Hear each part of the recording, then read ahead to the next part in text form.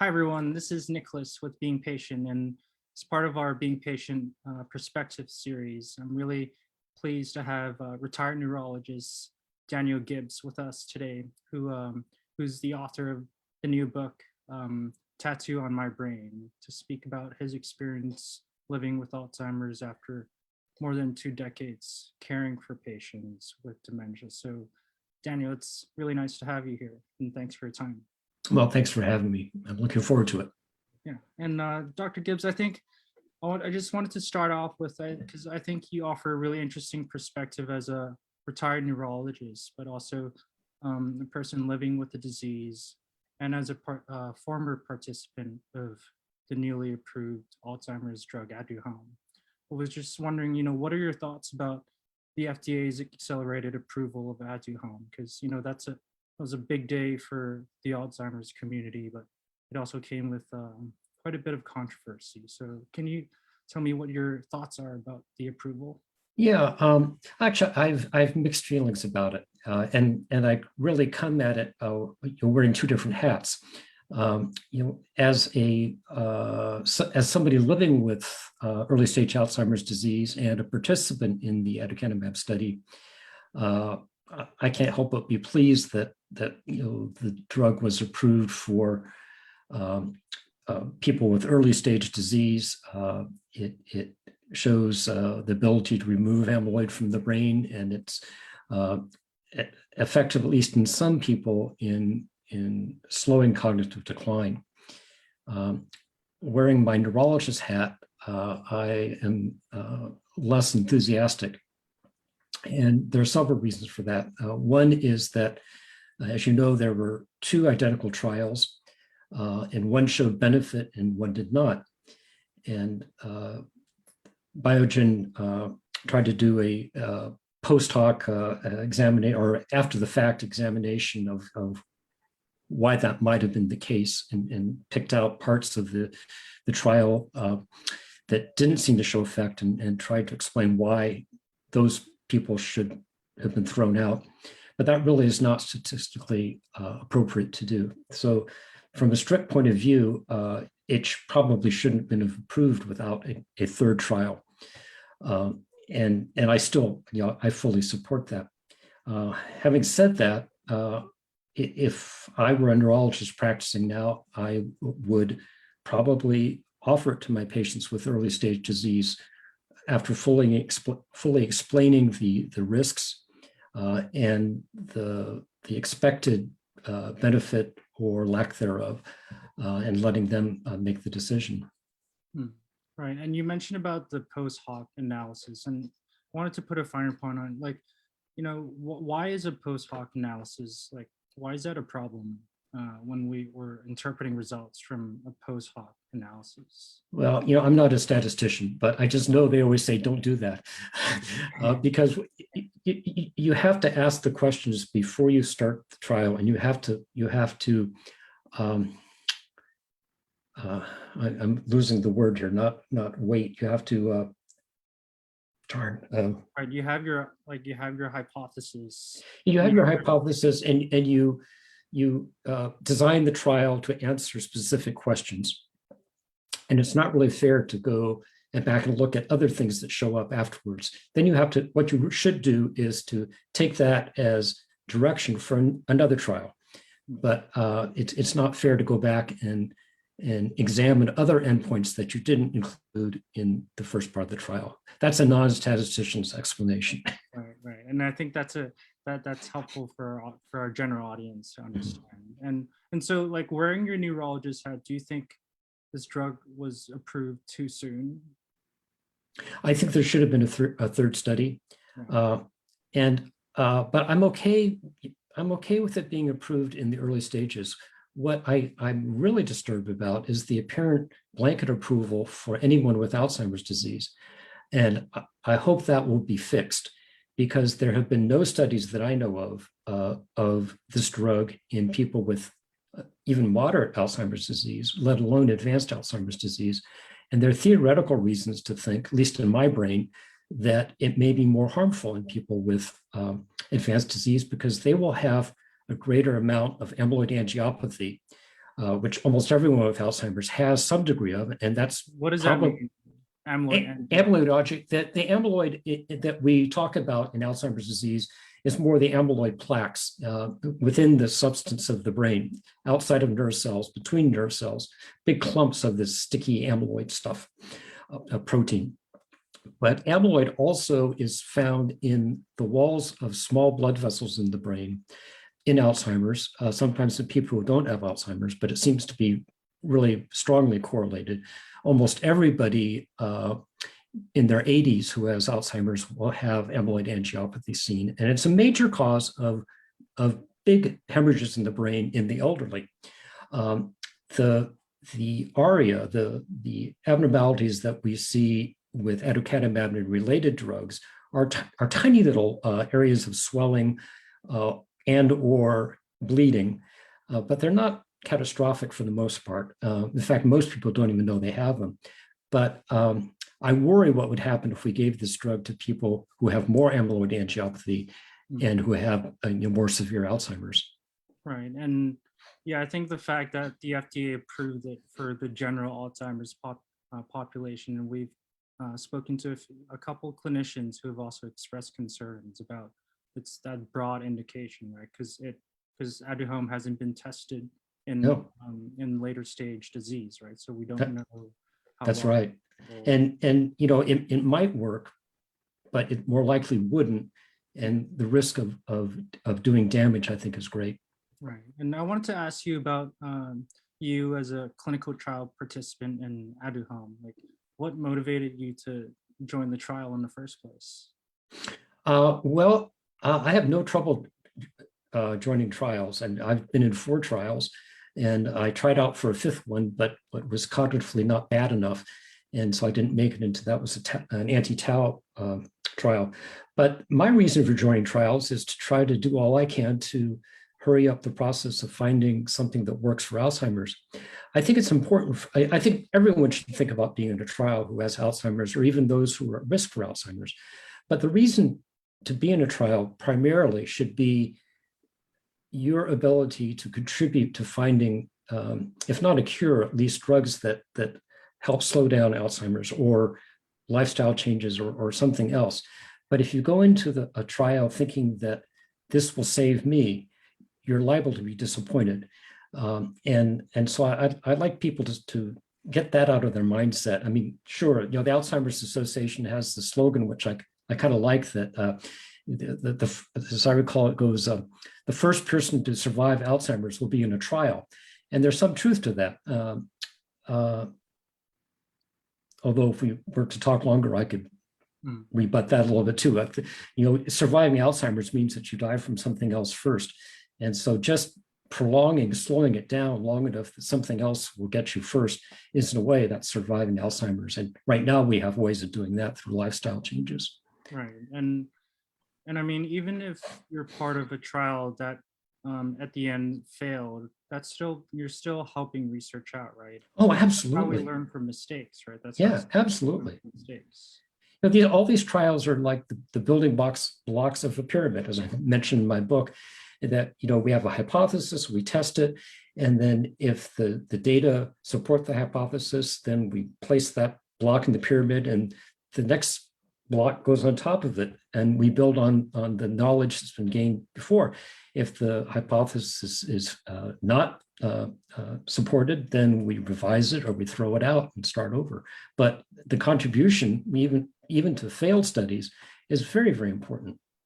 Right. And another point that a clinical trial participant told me about in an interview is that, when you participate in clinical trials, you're also getting care from the top world experts in Alzheimer's, right? So you're getting good clinical care as a result of being part of the study as well, right? That's right. And in fact, that's one of the reasons why it's so important to do placebo-controlled trials, because just the placebo effect of being in a trial is beneficial. So if you didn't have that placebo effect, you really wouldn't know that the benefit from the trial was due to the drug or the activity or whatever, rather than just the care that everybody gets in the trial. Right. And you were on the placebo arm of I was, yeah. phase 3. And yeah, so I mean, what was the experience like? Because you were traveling because you live in Oregon, but Mhm. the trial was in UCSF. Can you tell us about like what was the logistics behind it? Like, was Yeah. it Well, traveling? I got into a groove. I would get up, and there was a 6:30 flight out of Portland that got to San Francisco a little over an hour later. And I would take, if I was, occasionally I would be delayed by fog, because in some times of the year, San Francisco could be fogged in. And if I was running late, I'd take a taxi. But otherwise, I would get on the BART train and take it into San Francisco, and then switch to the Muni cable car. And then I would almost always have time to stop at my favorite coffee shop and get breakfast, and then be there in time for my infusion at 11 or 12, and then leave on a late afternoon flight to come home. It was kind of fun. I kind of enjoyed it. Right. And your wife was traveling with you to? No, I traveled by myself. She had to come down for a few of the cognitive evaluations, Right. but for the most part, I came down by myself. Right. And one point that I thought was quite interesting in your book was that you mentioned that a part that was frustrating for a wife about the clinical trial were some of the questions that she was asked. It seemed that the questions were designed for people with later stages of the disease. Or can you tell me more about that? Like, yeah, well, I mean, she could tell you more about it, because I didn't actually get exposed to those questions. But they were the things about, can you tie his shoes, and can you turn on the TV and that sort of thing. Well, virtually all the people who would qualify for this trial were in the stage of Alzheimer's disease where they had very mild cognitive impairment, and I suspect that everybody was able to pretty much take care of themselves. Whereas those tests were probably designed for people with more severe cognitive impairment, which is going to be a bit of a problem going forward unless we tackle it. That I think we're going to find that the sweet spot for managing Alzheimer's disease, whether it's in terms of drugs or whether it's in terms of lifestyle intervention, is going to be perhaps even earlier than the onset of cognitive impairment. And that's going to be hard, to identify who is appropriate for these studies, or who is appropriate for getting medication if they have no cognitive impairment. And that's where, as time goes on, we'll get more sophisticated with our biomarkers. Now we have PET scans for both PET and tau, but they're very expensive. I think we're within a few years of having blood tests for both, very good blood tests for both tau and amyloid.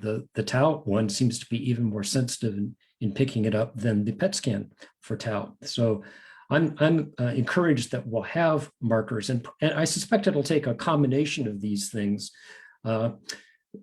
before we're happy to say, yes, this person has Alzheimer's and will have cognitive impairment if they live long enough. When should we start intervening? And that will be a conversation that develops in the years to come.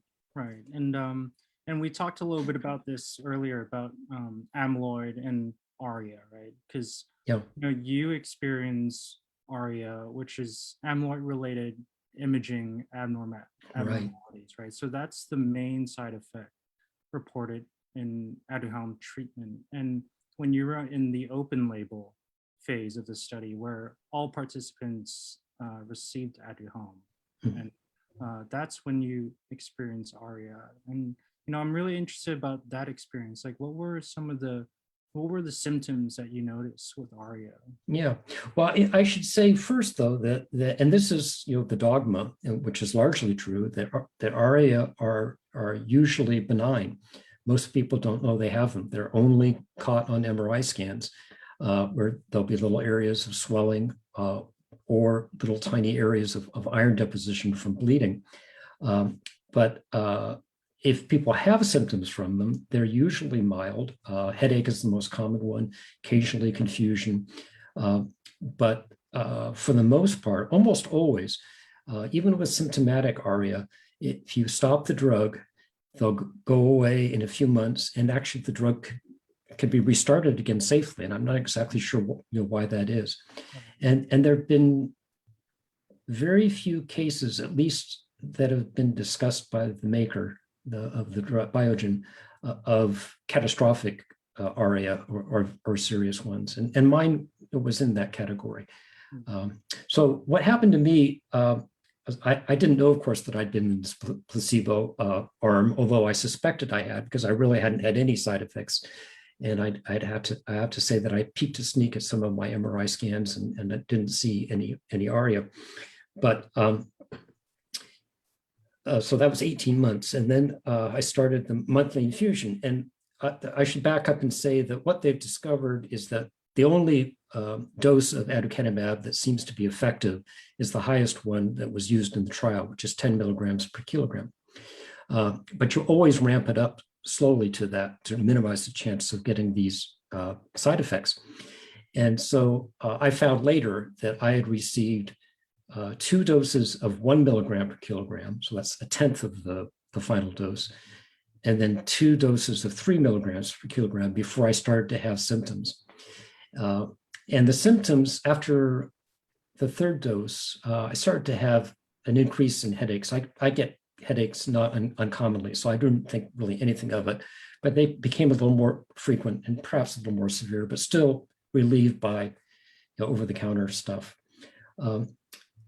After the 4th one, or maybe even a little bit before that, I started to have just a little bit of increased cognitive trouble. And what really leapt out was trouble reading. And it kind of came and went, but I'm a big reader. I read about 2 books a week. And I found that my reading speed really slowed down. And I had to use my finger to kind of follow along words. And it got so bad that I couldn't tell the difference between the letters P, D, and B. So the same basic shapes with a line and a circle, but I couldn't distinguish them. They all looked the same to me. And that's called alexia. But I still had no trouble writing. And there's a specific part of the brain that tends to be damaged that causes that combination, alexia and agraphia, without agraphia, excuse me. But I wasn't thinking very clearly. And what I assumed was that I was just experiencing worsening of my Alzheimer's disease. The ARIA business didn't cross my radar at all. And then a night or 2 before Christmas of 2017, I had like the worst headache of my life. And the kind that we as neurologists would associate with a subarachnoid hemorrhage, massive bleeding into the brain. And I took my blood pressure and it was sky high, something like 220 over 110, and stayed hot. And so I thought I was having a stroke. And I had my wife take me to the emergency room. And by the time I got there to our local hospital, I really couldn't give a coherent history. And they couldn't get my blood pressure under control and admitted me to the intensive care unit for intravenous drugs to get my blood pressure down. And I was very, we call encephalopathic, very confused. The score on my MOCA, which is on the Montreal Cognitive Assessment Test, which is one that was given to me regularly. It's on a scale of 30, and usually I scored about 27 or 28. So it was 20 when I was in the ICU. So it dropped down into the clear dementia range. But within a few days, I was doing a little bit better. My headache went away, but I still had trouble reading. And over the next month, it got a little worse. And my MRI scans by that time had been done and showed that this was ARIA with both the swelling and the bleeding. It was all over my brain. And because it increased, it was felt that it should be treated. So I received 5 doses of high-dose steroids, and that immediately relieved the headache and confusion. But it took about 6 months for the swelling in my brain to totally go away. Right. The little spots of hemorrhage, interestingly, are still there, and that gave me the title for the book. It's the tattoo on my brain is that little bit of iron-containing pigment that still is in my brain. Interesting, right? And you mentioned that like that episode was scary, right? Because it seemed it kind of gave you like an insight into what the later stages of dementia would look like, right? That's right. Scary, right? Yeah, for a few months, I lost the ability to figure a tip, and so these are all things that I can still do now, but I know will eventually come. And yeah, it was a harbinger of things to come, and it was scary. It was particularly scary for my wife because she didn't know what was going to go on, and it was also kind of scary for the people in the hospital because in this local hospital they didn't have any idea what ARIA was, and I couldn't tell them because I wasn't thinking clearly. And I ended up calling my neurologist in San Francisco about midnight from the ICU, kind of in a panic, but not being able to be articulate. And he called back and was able to coordinate care with the ICU doctors, and everything ended up fine. Right. And you eventually co-authored a paper on Alzheimer's and dementia, and that was a case report of your art, right? Yeah. And I think, Dr. Gibbs, I want to go back in time a little bit to speak about your experience with Alzheimer's. And I was wondering, can you share with us what were like the earliest signs of Alzheimer's that you had? And, how did you first know that something perhaps was wrong with you? Yeah. Well, in retrospect, my first symptoms of Alzheimer's occurred over 15 years ago when I started to lose my sense of smell. And at the time, that didn't raise any red flags because I just thought it was natural aging. Then about a year later, I started to have these illusory odors that would come out of nowhere. They're called phantasmias. And again, I thought that was interesting, but I was thinking more in terms of, well, maybe I'm going to get Parkinson's someday because the association of olfactory disorders and Parkinson's is much better known among neurologists. And but I was not aware at the time of the association with Alzheimer's disease. But I think that's probably because the people I was seeing with Alzheimer's as a doctor tended to be late in their disease when they first showed up, and they weren't complaining about trouble with smelling, and I wasn't smart enough to ask them about it at that time. So I think that was the first thing. And Alzheimer's shows up in the brain about 20 years before cognitive impairment does. And actually, in my first PET scan, you could see amyloid in some of the olfactory parts of my brain. So that was really kind of cool to see that association. But then I accidentally found out I was APOE4, an APOE4 carrier, that I had 2 copies of it, which greatly increased my chances of getting Alzheimer's, but I still didn't have any cognitive impairment at that time. That was 2012. But then about a year later, I started to notice some things that, again, weren't particularly alarming. I had trouble remembering the names of colleagues, and I never could learn the new telephone number, of my new office or the address. But again, I hardly ever used them. By that time, we were using cell phones and email. So I did retire because even though I just had minimal trouble in 2013, I just didn't want to be in the position of developing significant cognitive impairment while I was still practicing medicine, because there's just no room for that kind of possibility for error. Right. And yeah, I want to talk about you seeing your own amyloid brain scan, right, in 2015, and that was part of a brain imaging study, right? Right. That was a longitudinal study looking at amyloid PET, and then a then new tau PET, which is now available commercially, longitudinally, to see what happened with progression in time. And I also went through 2 days of cognitive testing, which again just showed very, very mild changes, mainly in verbal memory. Everything else was fine. So seeing the amyloid there, as I say in the book, was oddly reassuring, because I knew specifically what we were dealing with. When you don't know what's going on, it's much harder to know how to be proactive in making things better. But I felt like this is the whatever we're fighting with in the ring, and now we can figure out a strategy for doing it. Right. So, like, seeing because one thing you mentioned in your book is actually looking at the amyloid PET scan, or looking at your diagnosis more broadly as a doctor or as like a scientist. That was actually a coping mechanism for you, right? Yeah, I think that's right, and that's obviously one of the perks of being a doctor with a disease that you know something about is that you can wear a different hat, and looking at it from intellectually takes some of the fear away, and it is a coping mechanism, but it's not the sort of thing that translates into recommendations for the general public. Right. At least not that I've been able to figure out.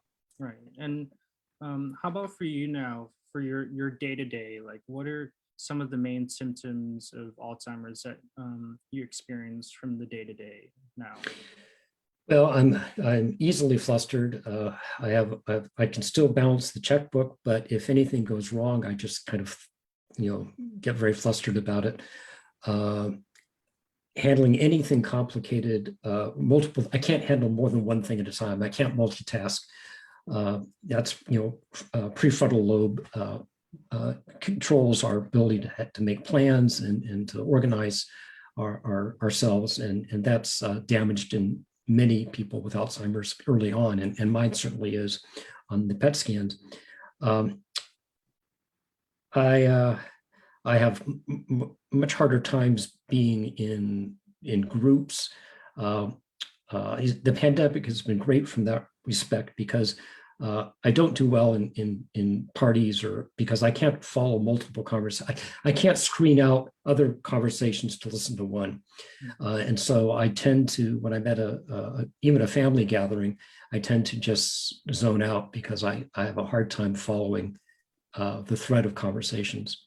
Right. And recognizing faces also. Yeah. You wrote about that in the Scientific American. I did. Expand on that a little bit about. Yeah, and that's a very common thing with Alzheimer's, even fairly early on.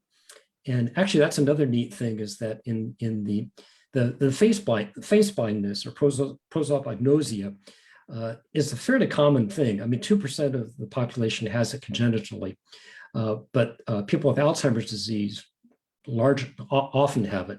And face blindness is usually due to a problem with a specific part of the brain in the temporal lobe.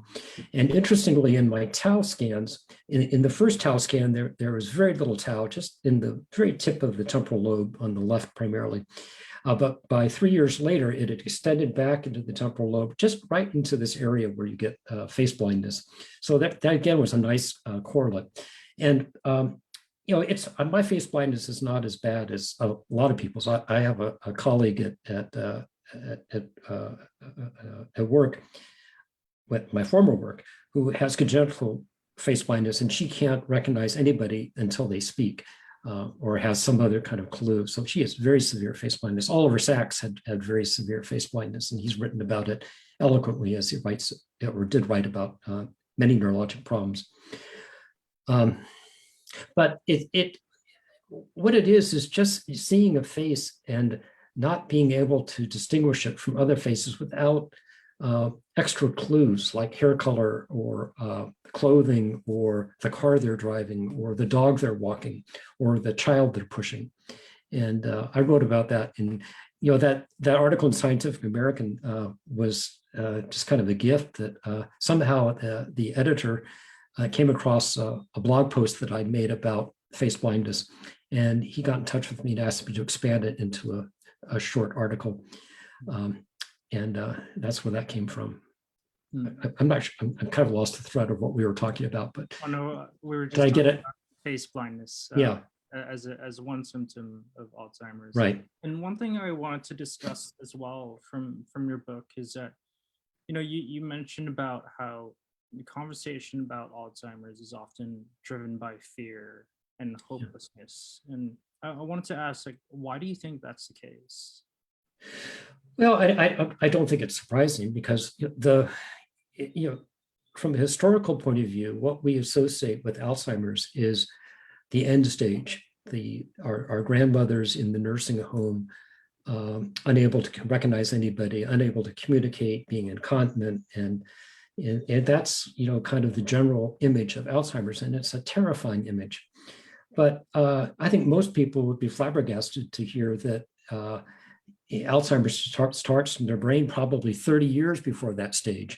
We used to say that the timeline for Alzheimer's was that people died at average 8 years after diagnosis. That's because they weren't being diagnosed until late in the disease. Alzheimer's, Eloise's first patient, Eloise Alzheimer's, died 8 years after her first symptoms appeared, and it hadn't changed much up until into the days that I was first practicing neurology. I would see people in moderate to severe stages of their disease. Now it's changing. There are people like me who most people would not believe have Alzheimer's. I get that all the time because I talk to everybody about it. I talk to neighbors and I speak to the medical students at OHSU, the local medical school. I give talks at the Alzheimer's Association, both locally and nationally. So I frequently get people who aren't that experienced with the modern concept of Alzheimer's that, how can you have Alzheimer's? You're so articulate, well, maybe, but maybe not. And I do have Alzheimer's, and I do have it probably at this, and this is kind of a scary thought, I guess, or a motivating thought. I think I'm probably at the end of the stage where treatment is likely to be beneficial, at least for a time. So, what we need to aim for is getting treatments, whether it's lifestyle management or drugs, at the earliest stages, pre-symptomatic. I really can't emphasize that enough, or just when there are first symptoms. So we don't want to wait to intervene until the people are in what we used to call Alzheimer's disease, because that's too late. Right. And when you were practicing as a neurologist, for the most part of your career, you were seeing patients when they were in the later stages of the disease, right? That's right. Yeah. Almost always, with just a very few exceptions. And those very few exceptions, or the people with milder disease, my attitude, and I think the attitude of many neurologists, and it was very bad at the time and even worse now, was to kind of downplay the symptoms and say, well, we can't really make a diagnosis of Alzheimer's, which is true, was true. Without looking at the brain, there was no way at the time to know whether it was truly Alzheimer's.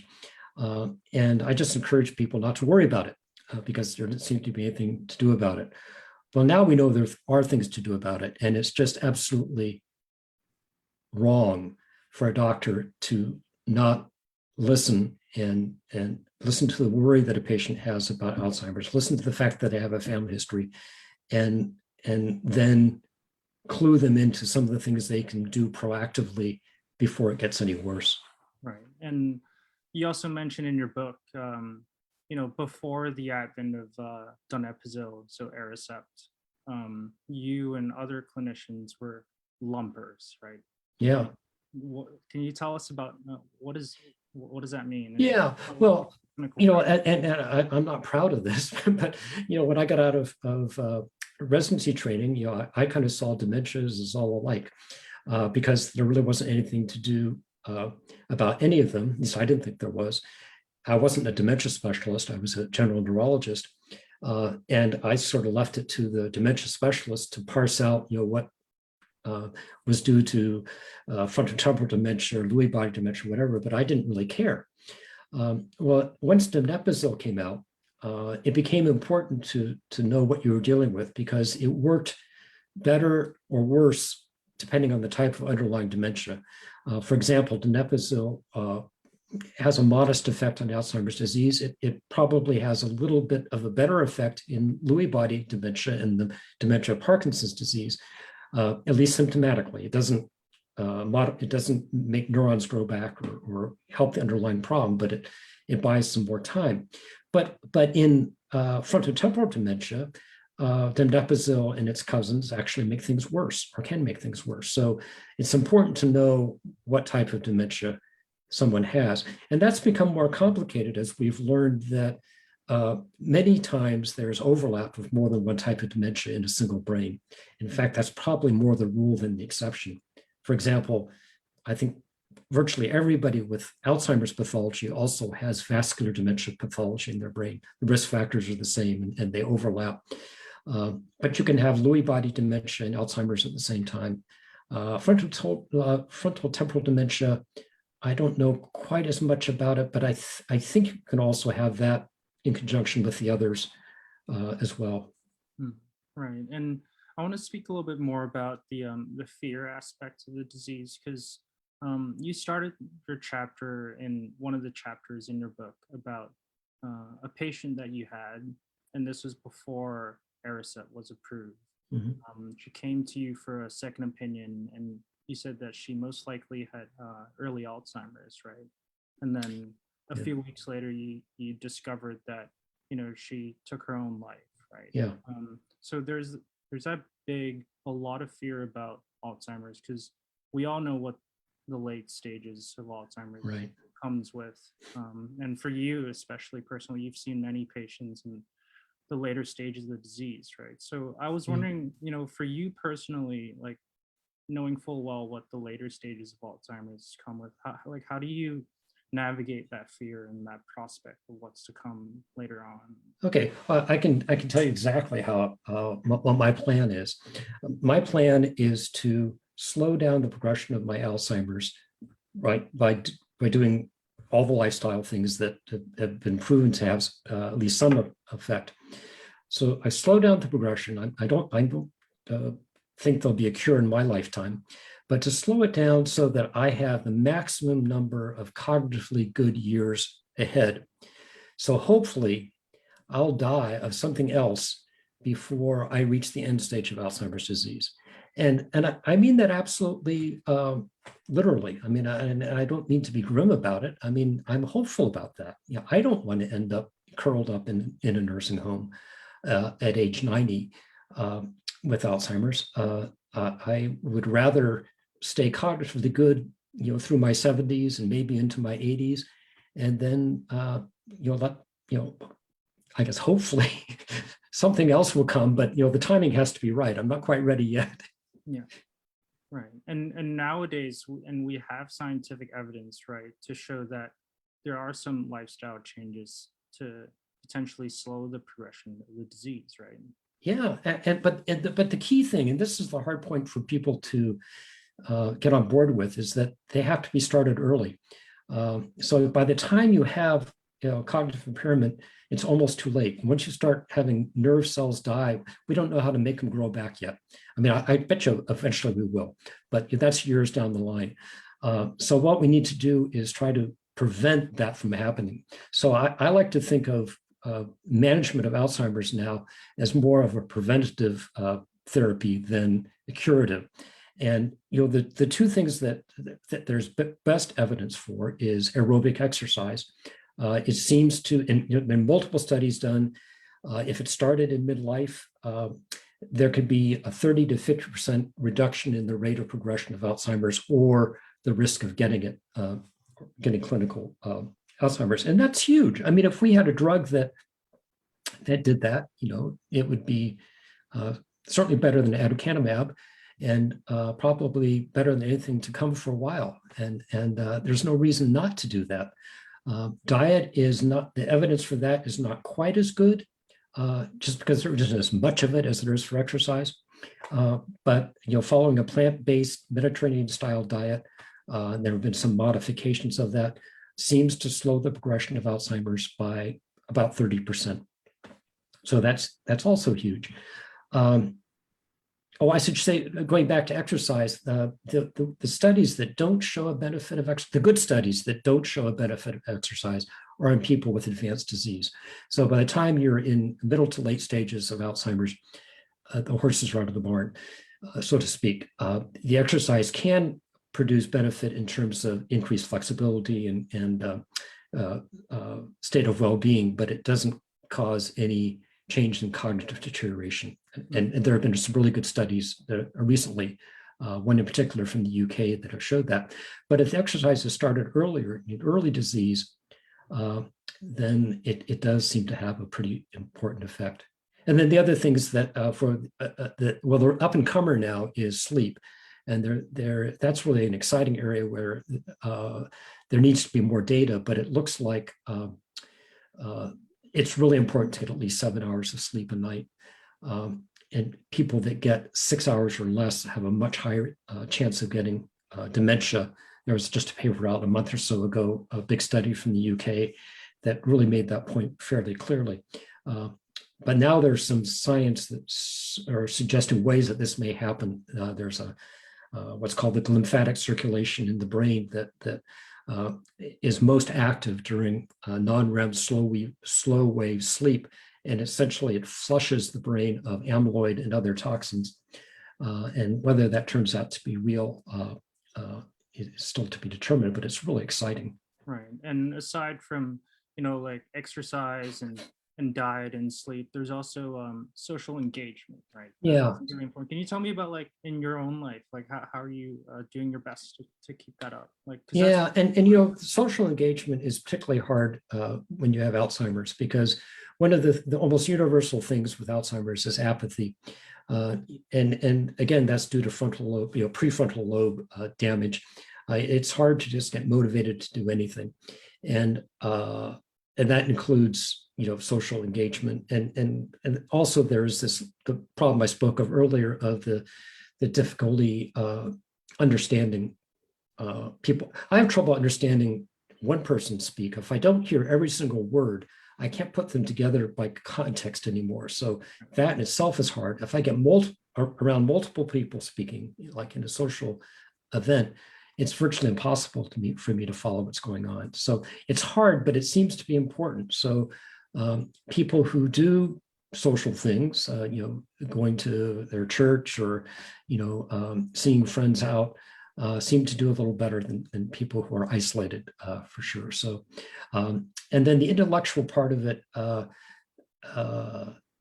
again, the data for that is not as strong as for exercise and diet, but it seems to be pretty good. And that, again, is a lifelong sort of thing. And it goes with the concept, which is still a little controversial, about whether or not you can build cognitive reserve by early learning and then continued learning throughout life. So the intellectual exercises that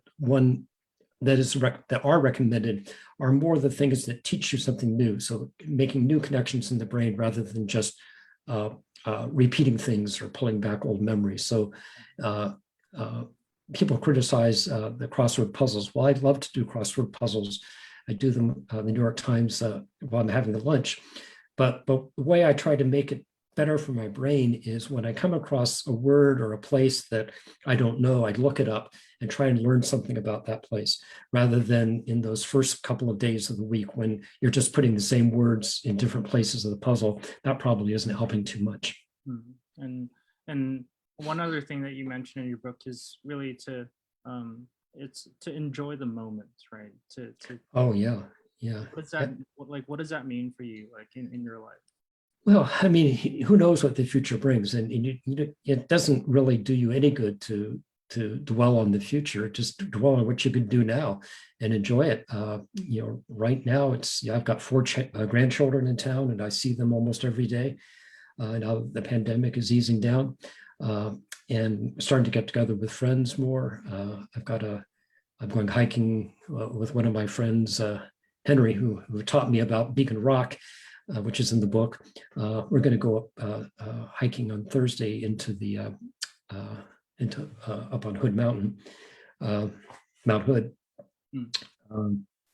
So yeah, I forgot where we're going there. Yeah, enjoy the moment and live in it. Right, and even though your sense of smell, like your ability to like smell your wife's her pie, like that. Like that's gone, but yeah, there are also things that's still here, right? Like your ability to enjoy music, yeah, and to draw memories from that. Right? Yeah, absolutely. Yeah, I just posted about that yesterday. I don't know if you look at my blog, but I was posting about bird calls reminding me of being in Africa. Yeah. We'll mention that in the book as well. Of your blog at the bottom of this video when we upload it on YouTube, okay, so people can take a look at it. And to wrap things up here, Dr. Gibbs, I think, from your book and from you speaking about your experience, what do you think, or, to boil it down, what do you hope are the takeaways for clinicians and healthcare professionals from reading your book and hearing about your experience with Alzheimer's? What do you think the main takeaways are? Yeah, well, for healthcare professionals, there's a big problem and it's not their fault particularly. It's because medicine has become so busy and time driven that most general care physicians don't have time to listen to people talk. And I've heard so many patients with Alzheimer's speaking at Alzheimer's meetings, and their families say, they were given a diagnosis and say, good luck. But I wish that physicians, if they don't have time to engage with their Alzheimer's patients, would at the very least use the referral service of the Alzheimer's Association, because they have a huge outreach program to people with Alzheimer's in terms of education. Before the pandemic, and probably soon, they have support groups, right, and art groups and singing groups and caregiver support groups. And they have a 24/7 emergency call line, not emergency, but a call line. If you have trouble as a caregiver handling some urgency in the middle of the night, there's somebody who will answer the phone and walk you through it. So I think that's, I don't think a lot of physicians recognize that is out there. And part of what I've been trying to do locally with the Alzheimer's Association is help get that word out to physicians. Yeah. One of the frustrations that we often hear from patients and their families is diagnose and adios. Right. They get diagnosed and then that's it. Go live your life, and they feel like they receive not very much support from their clinician, right? So right. That seems to be like an ongoing frustration among. And I would say the first place to reach out is the Alzheimer's Association, and they can also recommend patient-friendly physicians to a certain extent. I don't think they'll make a referral, but they can sort of direct you in the right direction.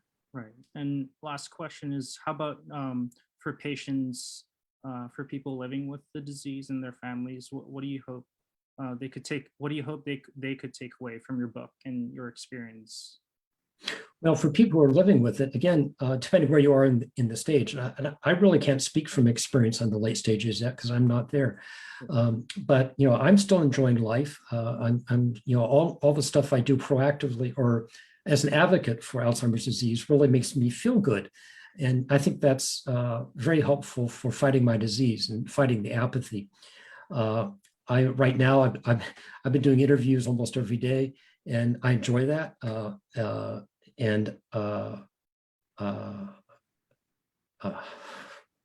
What was the question again? What can we? Oh, but early. Okay, but here's an important takeaway that I'm starting to get some questions about this on my blog. Is the importance of people with a family history of Alzheimer's, a parent or worse, two parents with Alzheimer's, or a sibling with Alzheimer's. That's really important that they start doing something early, even if they have no symptoms. Get going on the exercise, start watching their diet, consider volunteering for a study, because more and more we're going to be looking for people in the pre-symptomatic stage of Alzheimer's disease, and they're going to be really hard to find. And the way we're finding, well, I'm not involved, but in the way the studies are finding them now are through family history, someone whose parents died. And one of the things that the first response I got from my book was an email I got from a guy in Scotland who said that the day he finished my book, he volunteered for an Alzheimer's study. And that just made me feel great, because that's the message I'm trying to get out there. Right. And are you hopeful as a retired neurologist and earlier in your career as a research scientist, are you hopeful that one day we'll find a treatment that could prevent Alzheimer's? Yeah, I absolutely. And we may be raising the bar too far for ourselves by talking about a cure, but just if we can come up with management that slows progression, that's going to be huge. All right. Is there anything else you'd like to add? Don't think so. All right. Well, thank you so much, Daniel, Okay. for sharing your experience. It was great talking to you. My pleasure. All right. Bye, Daniel. Okay.